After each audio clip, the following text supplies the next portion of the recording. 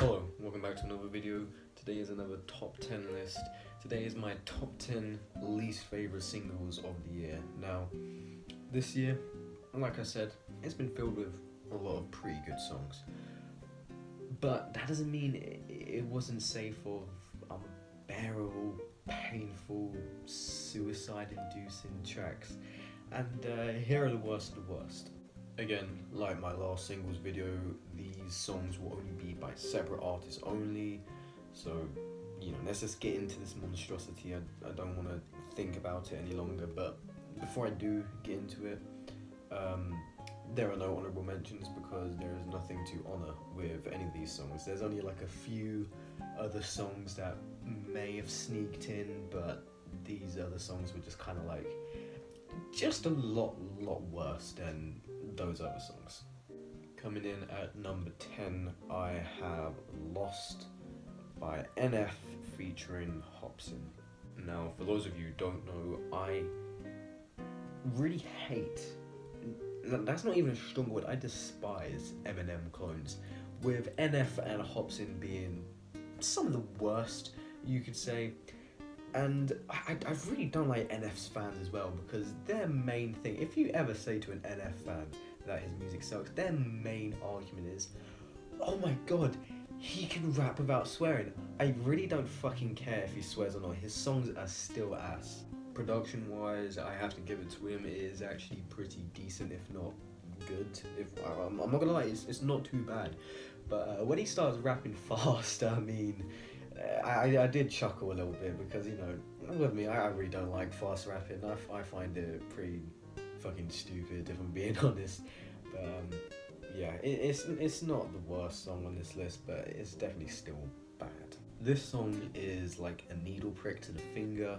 The rest of the songs I'm about to talk about are like a dagger, just constantly stabbing you, but you can't die, so all you feel is pain. Number 9. A man so horrible, like genuinely, search what he's done, he's not a nice person. A man so horrible who also makes horrible songs. A man that I completely forgot even existed until I came across this song. I am talking about none other than Kid Buu with his single Stacks in My Jeans. This man copies artists like Smoke Perp, Lil Uzi, Carti, and still manages to sound absolutely atrocious. The mixing on this thing is awful, the beat is terrible, and the music video is hilariously corny.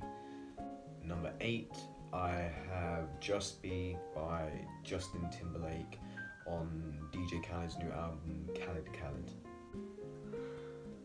What happened, Justin?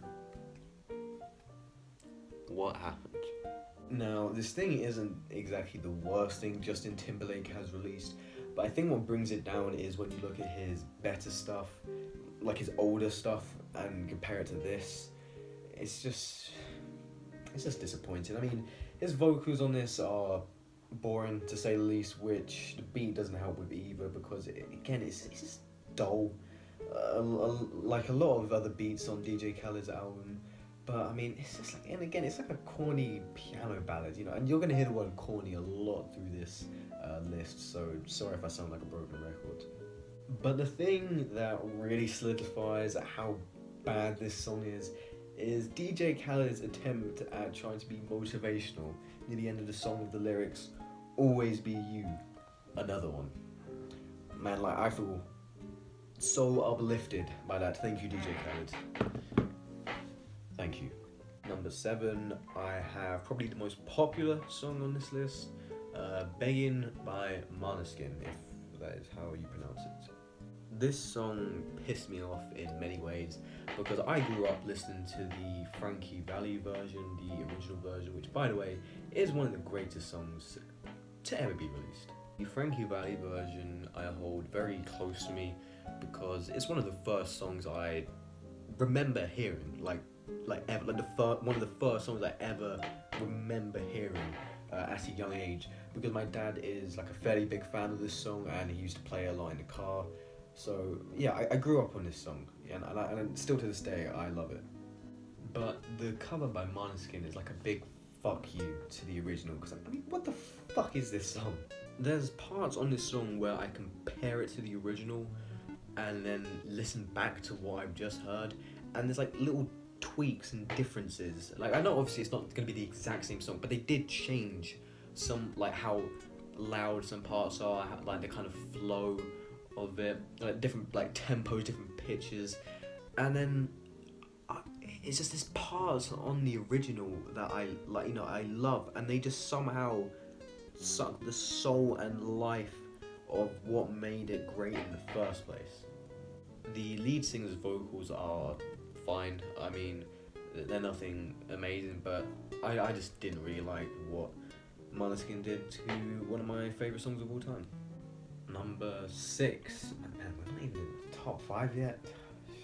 Number 6, I have Rider by Emily Vaughan and Lil Xan. Oh my god, the chorus on this thing sucks. Lil Xan on the chorus, like many of his songs, his vocals are so devoid of emotion and any type of feeling that I'm just used to it. His vocals have never been great, they've never really been good, nothing special, not even close. Pretty shit all around. But there's some times where I listen to his songs and I'm like, yeah, those lyrics, those vocals are kind of something he might be able to lean on in future songs, but he never really has, from what I've heard of him post Xanarchy. But his voice sounds so creaky. It sounds like my chair. Like, you hear that shit? That's like a Lil Xan track. This is an upcoming track from Lil Xan, My Chair. But let's not forget Emily, because the lyrics, I mean, Jesus Christ. Oh, he said that I'm on his mind. He's so pretty that you make me cry. And you want to keep me up all night. No, our energy is so aligned. And I still talk back even when you don't. Baby, when I get sad, you the antidote. And I don't want to do this. Oh, no.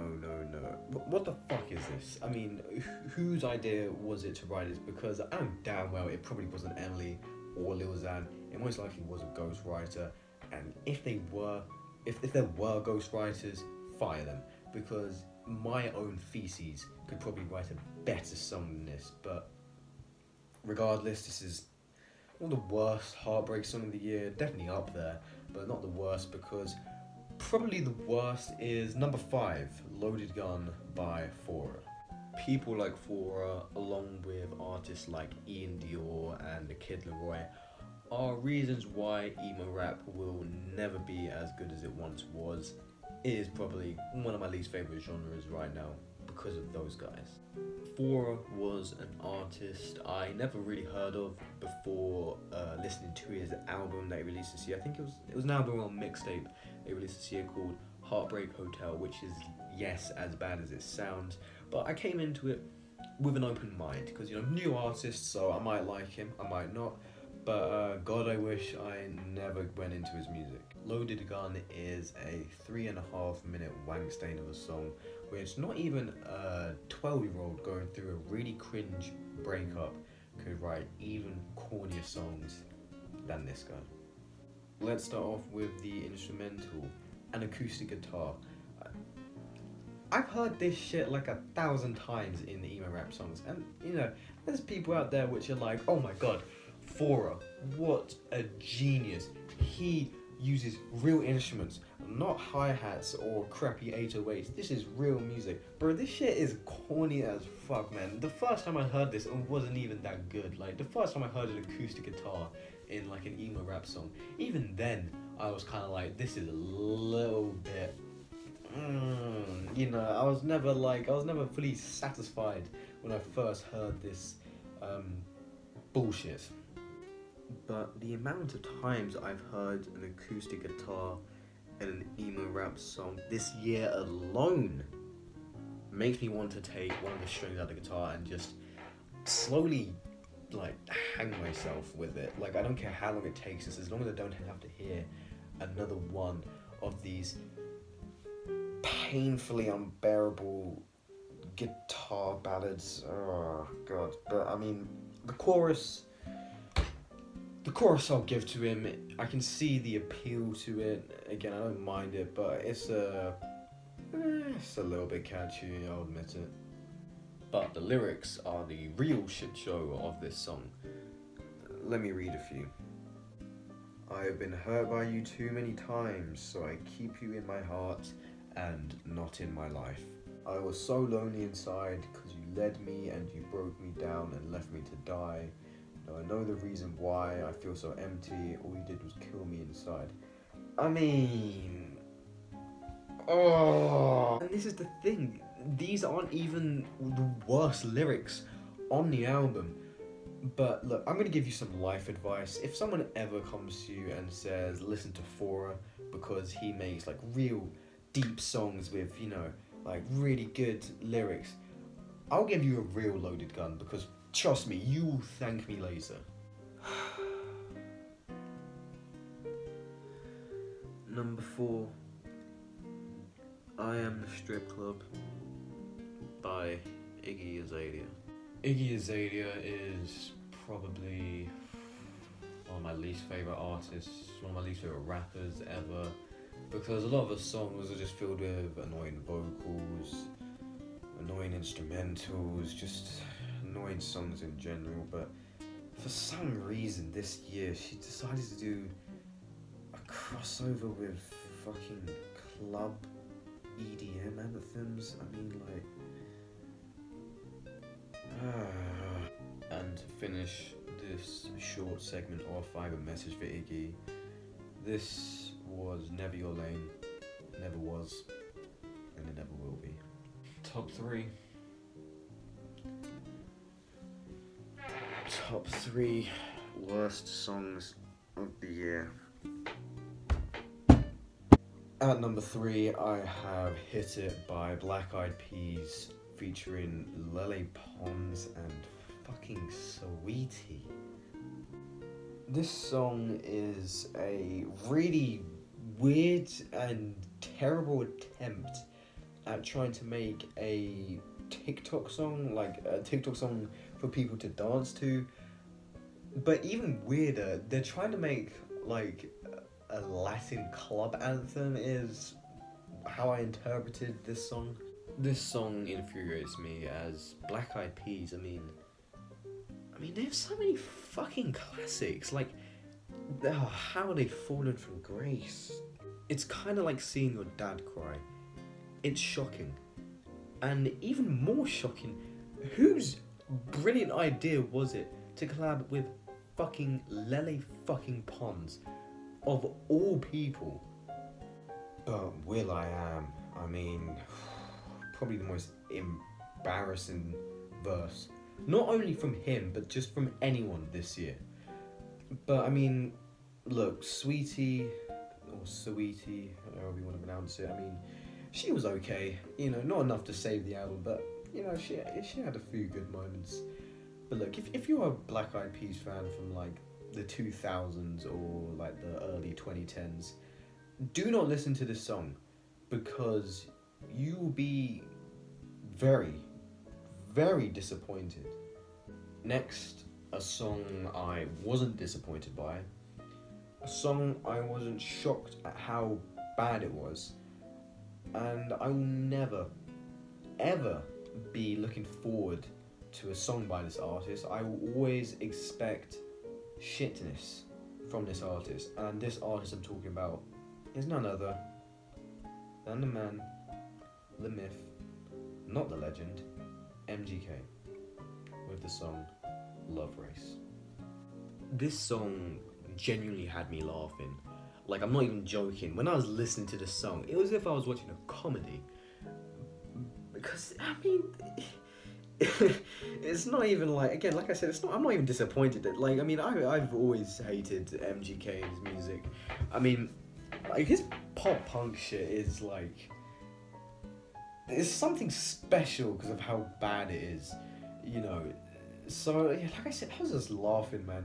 Like, even the music video, it's just like the faces he was making. And I get that he was doing it for comedic effect. effect, so I guess he won me on that. But man, I was just like, what the fuck is this? What am I watching? What am I listening to? And this song probably has the worst, I will go as far to say the worst vocals I think I've heard from anyone this year. And I picked up my guitar and played it for the Reaper. Yeah, those are lyrics. Those are lyrics from the song. Like, what was he trying to do with that, like, lyrics? Like, it doesn't even make sense. Like, man. And like all MGK song is not safe without some painfully cringy lyrics. Let me read you some. I find a special ring and put it on her finger. A voice said suddenly, "You're never gonna keep her." And before I read the rest of this, picture, like I was singing before, this is what it's like throughout the whole song. Please don't look behind us. The past is trying to catch up. Pressure from outside us. I got claustrophobia.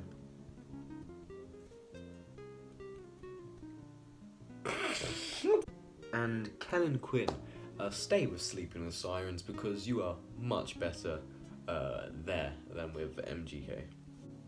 Yeah, I hate this song. I hate this song a lot. And no, not this. This is not bringing back punk. This is not bringing back pop punk like his fans want you to believe. This is like the final bullet for punk, because it's like picture like right here, like a dead corpse, and that's punk, and MGK is the last bullet to the head of punk. It's just kind of like he knows what he's doing, and he's just fucking spraying bullets into the skull of this sadly dead corpse. And number one on my top 10 least favourite singles of the year. A song so bad, it amazes me. It's incredible at how bad this song is, so I have to commend it for that. At least, I mean, the fuckery the song gives us is beyond my wildest beliefs. I mean, like, I don't know how they made it so bad, but here we are. They did it. And this fuckery is created by none other than Dax and Tom McDonald on their collab. Wonderfuck is probably the best word I could describe this song. Propaganda. If you haven't watched my review on Dax's latest album, Pain Paints Paintings, let me fill you in. Like a lot of other artists, like NF and Hobson, like I mentioned at the start, Dax is another Eminem clone with all of these lyrical, spiritual, miracle, anti-satirical bullshit that you hear by pretty much all of them. These guys are one of the reasons why I think Eminem's influence on rap is one of, if not the worst influence on rap. Because another artist he influenced was Tom McDonald. The Republican 6ix9ine himself is, of course he's on the song with Dax. I mean, why wouldn't he? And he delivers not only the worst bar of the year, but probably the worst bar I think I've ever heard in my entire life, and that's not an exaggeration. That is not an over-exaggeration, because my god, what a bar it truly is.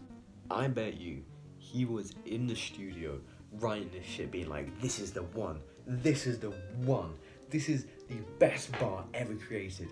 I bet you he was thinking like, this bar is gonna set me above everyone else.